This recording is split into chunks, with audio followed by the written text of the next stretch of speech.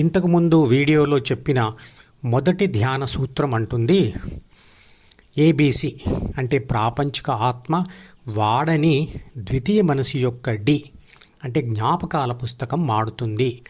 అందువల్ల అహం మాడిపోతుంది మరియు ప్రాథమిక మనసు కూడా మాడిపోతుంది.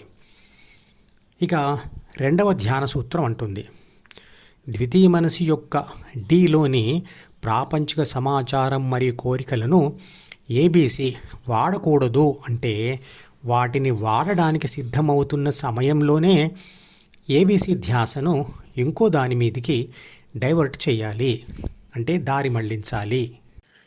ఇక మూడవ ధ్యాన సూత్రం ఏబీసీ డీని వాడబోతున్న సమయంలో తన ధ్యాసను దేని మీదకి డైవర్ట్ చేయాలో ఇది చెప్తుంది. ఇక్కడ రెండు మార్గాలు ఉన్నాయి.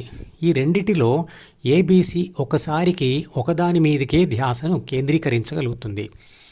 ఏబీసీ ఒక తీవ్రమైన ఆలోచనతో ఉంటే అనుభవంలోకి వెళ్ళలేదు, అలాగే తీవ్ర అనుభవంలో ఉంటే ఆలోచించలేదు. ఉదాహరణకు మీరు పగలబడి నవ్వుతూ ఉన్నప్పుడు ఆలోచించలేరు, అలాగే సీరియస్గా ఆలోచిస్తున్నప్పుడు పగలబడి నవ్వలేరు కదా. ఏబీసీ డీని వాడబోతున్న సమయంలో తన ధ్యాసను ఒకటి అయితే డీలోని మరో వ్యతిరేక ఆలోచన మీదకో లేదా రెండు డిఈఎఫ్ యొక్క అవసరం లేని అంతర్ అనుభవం మీదకో మళ్లించాలి. ఈ రెండు పద్ధతులలో మొదటి దానిని అంటే ధ్యాసను మరో వ్యతిరేక ఆలోచన మీదికి మళ్లించడాన్ని తపస్సు అంటారు. ఇది ప్రపంచంలో మనుషుల మధ్య తిరుగుతూ ఉన్నప్పుడు చేయవలసింది. ఇది కూడా ధ్యాన సాధనలో ఒక భాగమే.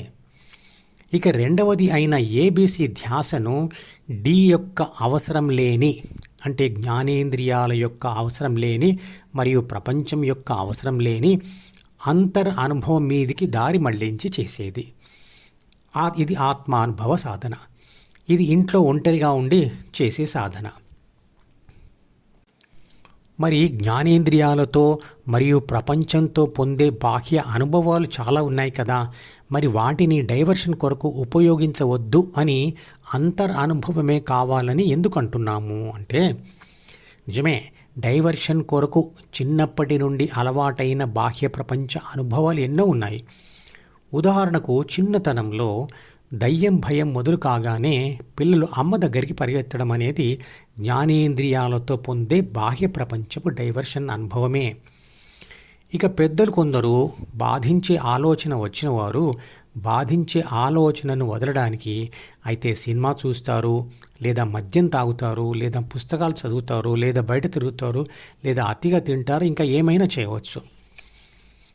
నిజమే, వీటి వల్ల కూడా బాధిస్తున్న ఆలోచన మీద నుంచి తాత్కాలికంగా దూరంగా వెళ్ళిపోతాడు మనిషి, అంటే మర్చిపోతాడు. అందువల్ల తాత్కాలిక శాంతి దొరుకుతుంది.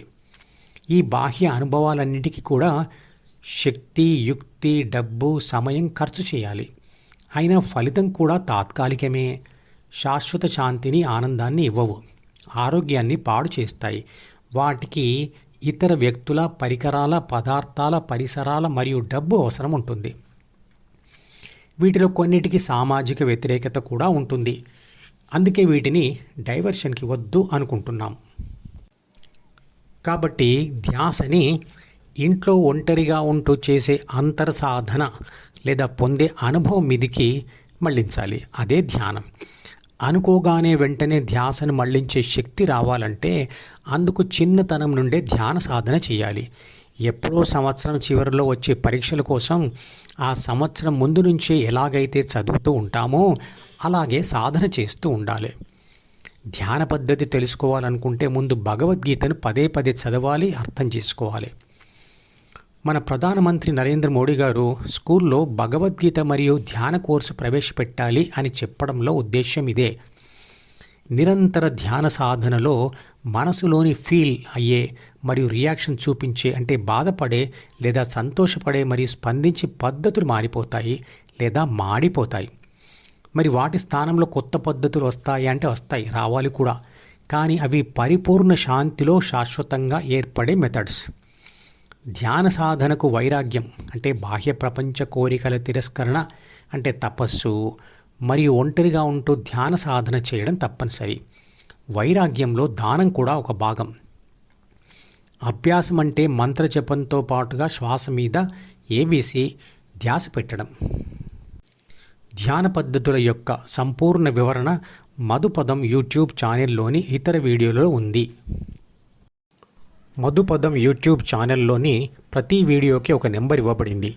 1వ నెంబర్ వీడియో నుండి మొదలుపెట్టి వరుసగా చివరి వీడియో వరకు చూస్తేనే ధ్యాన శాస్త్రం సంపూర్ణంగా అర్థమవుతుంది.